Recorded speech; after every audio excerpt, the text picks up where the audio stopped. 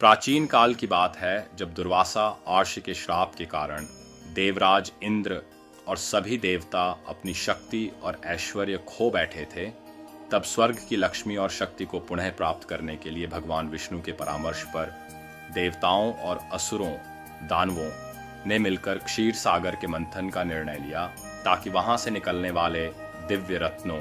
और अमृत को प्राप्त किया जा सके। इस विशाल कार्य के लिए मंदराचल पर्वत को मथानी और नागराज वासुकी को रस्सी बनाया गया, जिसमें एक ओर से असुरों ने और दूसरी ओर से देवताओं ने समुद्र को मथना प्रारंभ किया। मथने की इस प्रक्रिया में जैसे ही अमृत की प्रतीक्षा हो रही थी, अचानक समुद्र की गहराइयों से हलाहल नामक अत्यंत विनाशकारी और भयानक विष प्रकट हुआ, जिसकी तीव्रता और विषैली ज्वाला इतनी प्रचंड थी कि उसकी गंध मात्र से तीनों लोगों के जीव मूर्छित होने लगे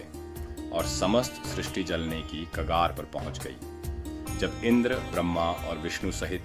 कोई भी देव उस विष की अग्नि को सहने या रोकने में समर्थ नहीं हुआ, तब संपूर्ण ब्रह्मांड को भस्म होने से बचाने के लिए सभी आर्षि मुनि और देवता व्याकुल होकर कैलाश पर्वत पर महादेव की शरण में पहुंचे और उनसे रक्षा की प्रार्थना की। करुणा के सागर और आशुतोष शीघ्र प्रसन्न होने वाले भगवान शिव ने जब देखा कि सृष्टि संकट में है, तो उन्होंने बिना किसी स्वार्थ या भय के उस घातक विष को स्वयं ग्रहण करने का महान संकल्प लिया। महादेव ने अपनी हथेली में उस कालकूट विष को भरा और जैसे ही उसे पीने लगे, माता पार्वती ने जगत के कल्याण और अपने स्वामी की रक्षा के लिए अपनी दिव्य शक्ति से शिव जी के कंठ, गले को धीरे से दबा दिया ताकि वह विष उनके उदर,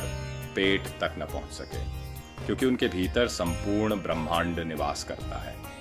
शिव जी ने उस विष को अपने कंठ में ही धारण कर लिया, जिसके कारण विष की भीषण ज्वाला से उनका गला पूरी तरह नीला पट्टीटीएच गया और तभी से समस्त जगत में उनका एक अत्यंत पवित्र नाम नीलकंठ पद्दा।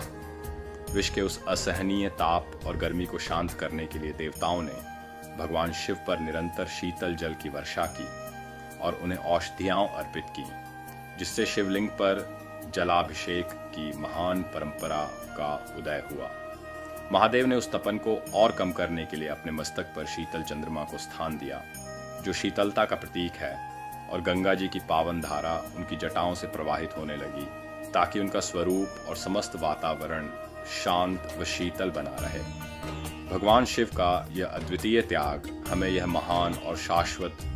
शिक्षा देता है कि एक सच्चा नायक, रक्षक और ईश्वर वही है जो दूसरों के कष्टों, दुखों और संसार की बुराइयों रूपी विष को स्वयं सहकर समाज में शांति, प्रेम और शुभ का संचार करता है। शिव का अर्थ ही कल्याण है और उन्होंने इस कथा के माध्यम से सिद्ध किया कि शक्ति का वास्तविक उपयोग विनाश के लिए नहीं, बल्कि सृष्टि की रक्षा और सर्वस्व अर्पण के लिए होना चाहिए, जिससे वे देवों के देव महादेव कहलाए।